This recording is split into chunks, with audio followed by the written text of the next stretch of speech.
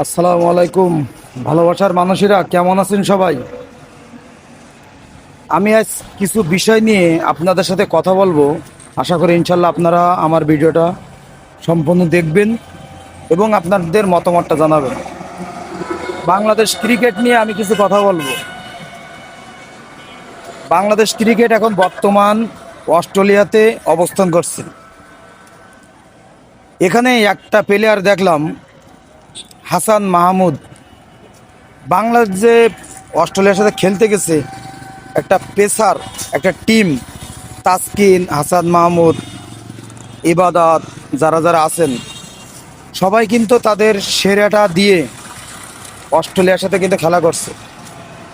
আর আমি মনে করি এই টেস্ট ম্যাচটা অস্ট্রেলিয়াকে হারানো অনেক সহজ, যদি একটু ধৈর্য ধরে বাংলাদেশ 400 থেকে 450 রান করতে পারে, তাহলে কিন্তু এই ম্যাচটা বের করে আনা খুবই সহজ।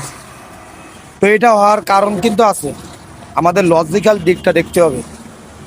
এখন বর্তমান বাংলাদেশের যে ক্রিকেট বোর্ড, তামিম ইকবালের নেতৃত্বে যে এখন বোর্ডটা পরিচালনা হচ্ছে, এখানে কিন্তু তামিম ইকবাল কিন্তু জানে যে আসলে কোন প্লেয়ার দিয়ে খেলালে, কোন প্লেয়ারকে দলে রাখলে দলের পারফরমেন্স ভালো হবে, দল ভালো একটা অবস্থানে পৌঁছাতে পারবে এবং ভালো খেলতে পারবে। এটাই কিন্তু সবথেকে বড় একটা বিষয়। তো অস্ট্রেলিয়ার মাটিতে মুশফিকুর রহিম আছে, অভিজ্ঞ। তারপরে তানজিম সাকিব, নতুন একেবারে ইয়াং ওপেনিং হিসাবে আজকের তার সেঞ্চুরিটা পূর্ণ করলো। তো আসলে কিন্তু আমরা দেশের যারা ক্রিকেট প্রেমী আছি, তারা কিন্তু সবসময় চাই বাংলাদেশ ভালো খেলুক, যে দেশে যাক না কেন। অস্ট্রেলিয়ার মাটিতে অন্য অন্য ইংল্যান্ড, ইন্ডিয়া, নিউজিল্যান্ড এরাই কিন্তু অস্ট্রেলিয়ার লোকে কিন্তু পাত্তা পায় না, কিন্তু বাংলাদেশ কিন্তু অনেক ভালো খেলছে।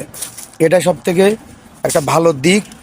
আর ক্রিকেটটাকে যদি আমরা দলীয়করণ করি, তাহলে কিন্তু এই ক্রিকেট খেলাটা আস্তে আস্তে বাংলাদেশ থেকে বিলুপ্তির পথে যাবে। যেমন ফুটবল, ফুটবল বাংলাদেশের জনপ্রিয় খেলা হলেও ফুটবল থেকে কিন্তু বাংলাদেশ কিন্তু ভালো একটা অবস্থানে নেই।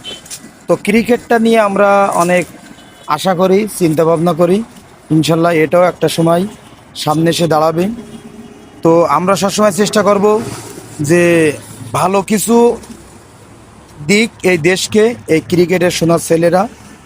আর এখানে যেন কোনো দলীয়করণ না হয়, সবসময় যে ভালো খেলবে, যার পারফরমেন্স ভালো, যে সবসময় ভালো কিছু দেখাতে পারবে, আমরা চেষ্টা করবো সবসময় এই ধরনের প্লেয়ারদেরকে দলে রাখার।